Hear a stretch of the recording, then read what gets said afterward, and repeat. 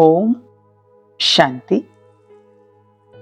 24 जनवरी की मुरली है ज्ञान के सागर, आनंद के सागर।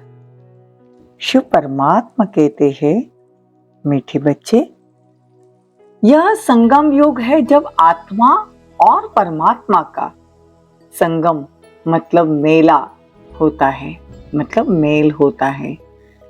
सद्गुरु एक ही बार आकर बच्चों को सत्य ज्ञान दे, सत्य बोलना सिखाते हैं। अंडरलाइन, बाबा हमको सत्य बोलना सिखाते हैं।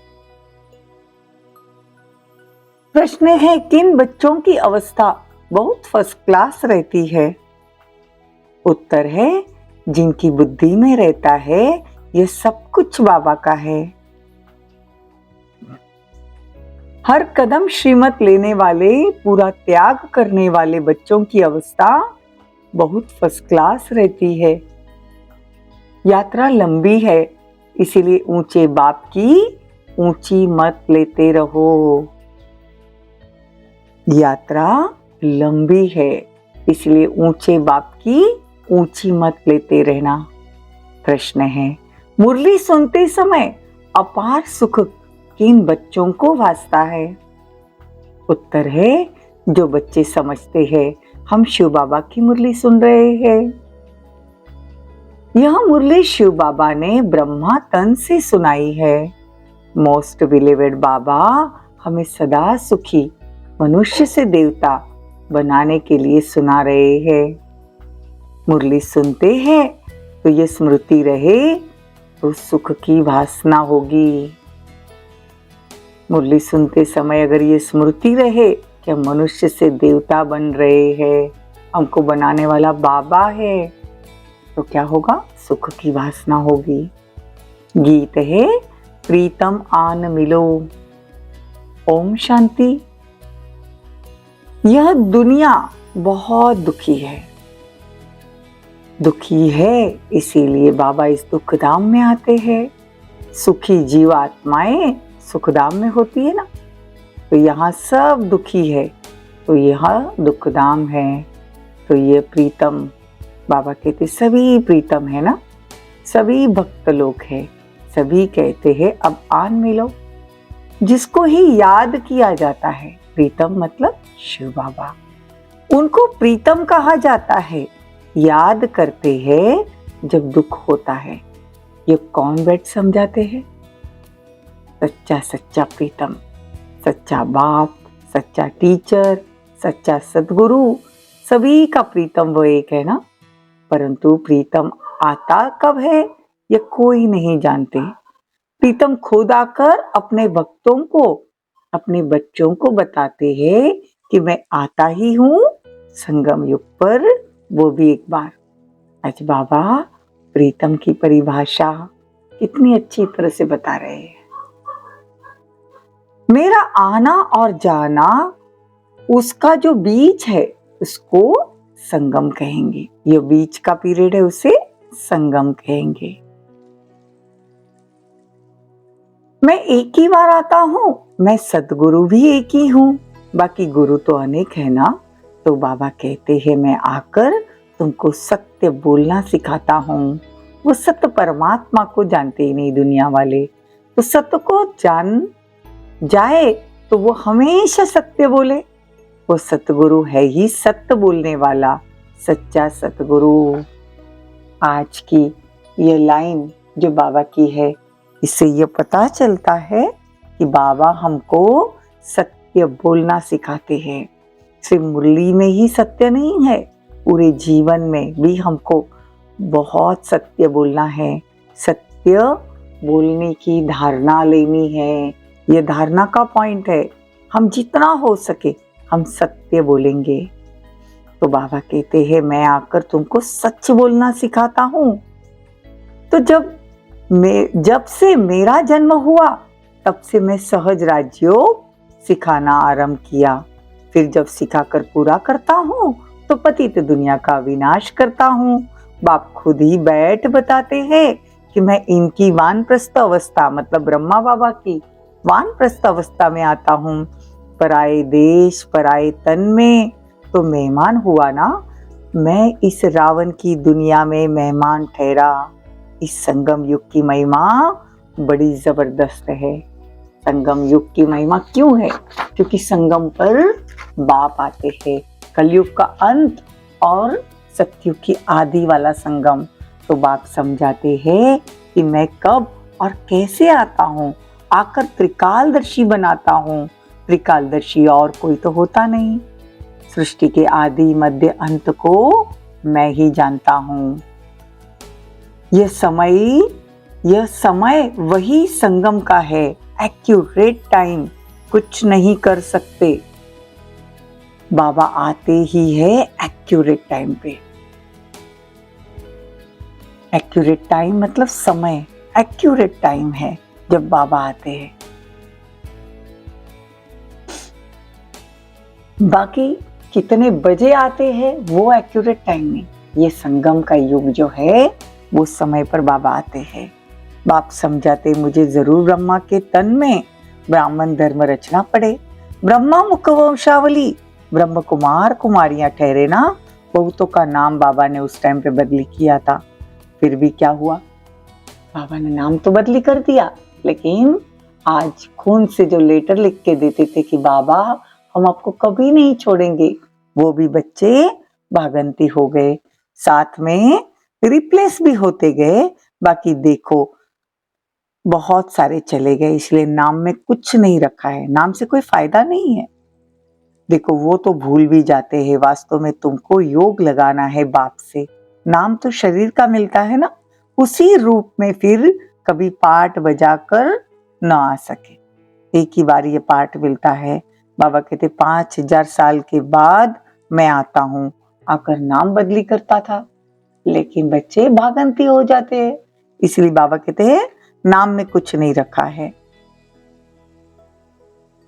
और सतयुग से लेकर अभी तक उसी नाम रूप देश काल में एक ही बार आएंगे। अभी जैसे कृष्ण का नाम है, उस नाम रूप से फिर वो नहीं आ सकता, वो सतयुग में ही आएगा। तो बाबा कहते हैं कि अभी तुमको योग लगाना है सिर्फ मुझसे। लक्ष्मी नारायण व राधे कृष्ण व ब्रह्मा विष्णु आदि कोई से तुमको प्रीत नहीं लगानी। गॉड फादर ही प्रीतम है, तो जरूर वर्षा देते होंगे ना, इसीलिए सबको प्यारा लगता है। बाप कहते हैं मुझे याद करो, क्योंकि मेरे से तुमको वर्षा मिलता है। परमात्मा तो एक ही है ना, उसका नाम शिव है, वो सभी का प्रीतम है।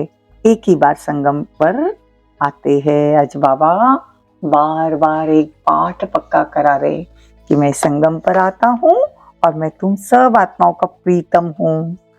वास्तव में यह पढ़ाई है, सिर्फ भेंट की जाती है कि यह विषय विकार है जहर, यह है ज्ञान अमृत। दोनों की भेंट करते हैं बाबा कि देखो यह विषय विकार है जहर और यह ज्ञान है अमृत। तो मनुष्य को देवता बनाने की यह पाठशाला है। आत्मा में जो खाद पड़ती है, जैसे एकदम मुलम्मा बन जाती है आत्मा, तो उसको बाप हीरे जैसा बनाते हैं। तो बाबा कहते मैं आता ही हूँ शिवरात्रि पर, कोई गर्व से थोड़ी जन्म लेता हूँ। शिवरात्रि पर बाबा आते हैं, ब्रह्मा के मुख से हमको ज्ञान सुनाते हैं और मनुष्य से देवता बनाने के लिए पहले ब्राह्मण बनाते हैं। तो यह अव्यक्त ब्रह्मा हो जाता है। देखो पहले ब्रह्मा संपूर्ण बनता है, अव्यक्त बनता है। तो हमको भी क्या करना है, अव्यक्त बनना है, सूक्ष्म वतनवासी बनना है। तो बाबा कहते पहले व्यक्त में ब्रह्मा होता है, जैसे अभी हम है, फिर हमको फरिश्ता बनना है, तो व्यक्त से अव्यक्त, इसलिए सूक्ष्म वतनवासी अव्यक्त संपूर्ण ब्रह्मा दिखाते हैं ना। तो यहाँ जरूर व्यक्त में आकर रचना रचनी पड़े। हम अनुभव से बता सकते हैं, इतना समय आते और जाते हैं। बाबा कितना समय ब्रह्मा के तन में आते हैं और जाते हैं। तो ये ड्रामा कैसे बना हुआ है, कैसे बाबा का पार्ट है, दुनिया वाले तो नहीं जानते, लेकिन हम सब एक्यूरेट बता सकते हैं। देखो दुनिया वाले तो ईश्वर को पुकारते हैं, परंतु द्वापर से जब पुकारते तो उनका तो आने का समय नहीं होता है। उनका समय अब भी संगम पर है। ये ज्ञान बड़ा सहज है, परंतु अवस्था जमाने में मेहनत है। मंजिल ऊंची है ना, तो नॉलेज भी बाबा कर ऊंचा देते हैं। इसलिए तो कहते ना, इसकी गत मत न्यारी है। तो बाप कहते हैं, मेरे पास जो सुख शांति का खजाना है वो तुम बच्चों को आकर देता हूँ। ये जो माताओं पर अत्याचार आदि होते हैं, ये भी ड्रामा में नूंद है। तब तो पाप का घड़ा भरेगा ना। कल्प कल्प ऐसे ही सब रिपीट होता है। ये बात अभी तुम जानते हो, फिर भूल जाएंगे। ये ज्ञान सत्युग में तो होगा नहीं, प्राय लोप हो जाएगा। प्राय लोप मतलब पूरा नष्ट नहीं होता है। अगर नष्ट हो तो फिर अभी संगम पर इमर्ज ही ना हो, लेकिन हम भूल जाते हैं। अगर होता तो परंपरा से चला आता ना, तो वहां प्रारब्ध है जो अभी के पुरुषार्थ से मिलती है। इसलिए बाबा कहते हैं कि जितना हो सके मुरली पर अटेंशन दो। 21 जन्मों की पूरी राजाई मिलती है, तो ये कम बात थोड़ी है। ये मुरली तो सब बच्चों के पास जाएगी, टेप में भी सुनेंगे। कहते शिव बाबा ब्रह्मा तन से मुरली सुनाते, अथवा बच्चियां सुनाएगी तो कहेंगी शिव बाबा की मुरली सुनाते हैं। तो बुद्धि में एकदम बाबा की याद बैठ जाएगी, एकदम बुद्धि ऊपर चली जाती है। वो सुख अंदर में भासना चाहिए। मुरली सुनते समय आपको वो सुख भासना चाहिए। अगर आप सेंटर पर भी मुरली सुनते हो लेकिन सुख की वासना नहीं आती है, तो कोई फायदा नहीं।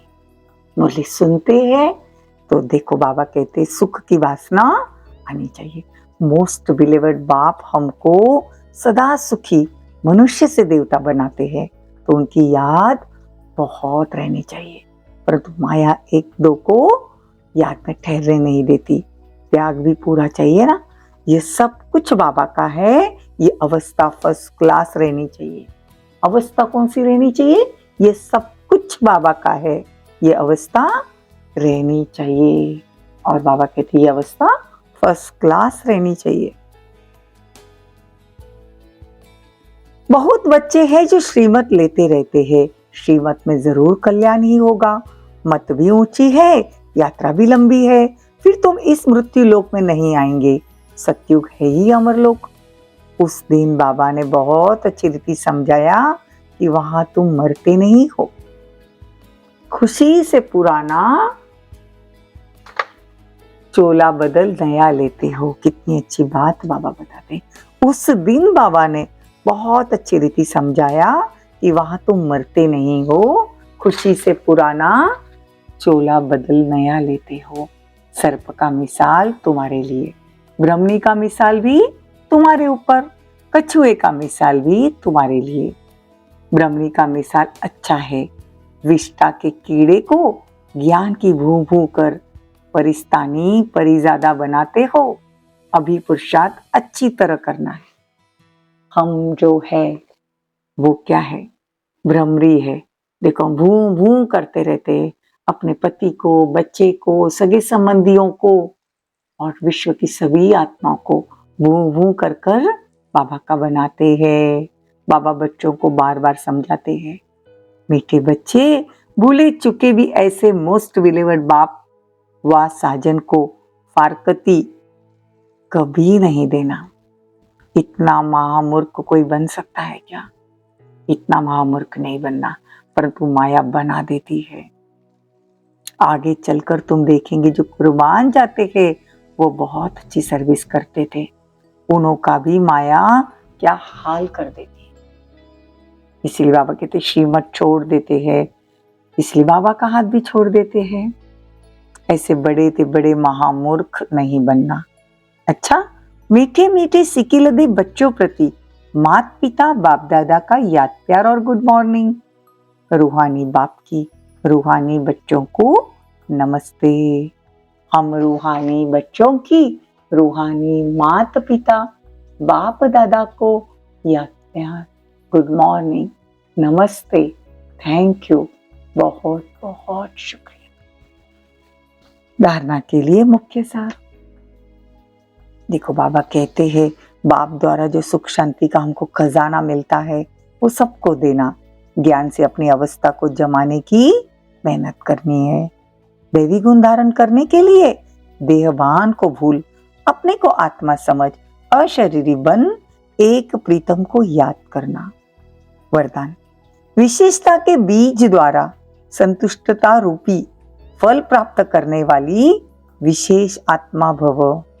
विशेषता के बीज द्वारा संतुष्टता रूपी फल प्राप्त करने वाली विशेष आत्मा भव। इस विशेष युग में विशेषता के बीज का सबसे श्रेष्ठ फल है संतुष्टता।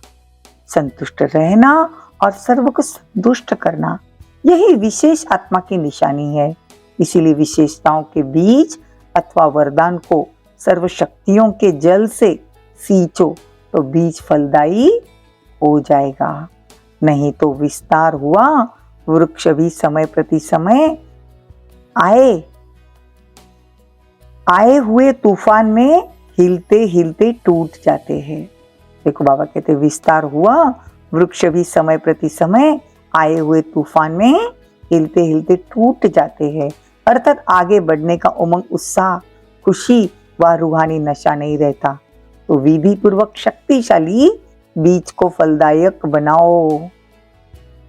स्लोगन, अनुभूतियों का प्रसाद बांटकर असमर्थ को समर्थ बना देना, यही सबसे बड़ा पुण्य है। अनुभूतियों का प्रसाद मतलब अपना अनुभव बाबा के साथ का। बाबा कितने अच्छे अच्छे अनुभव कराता है।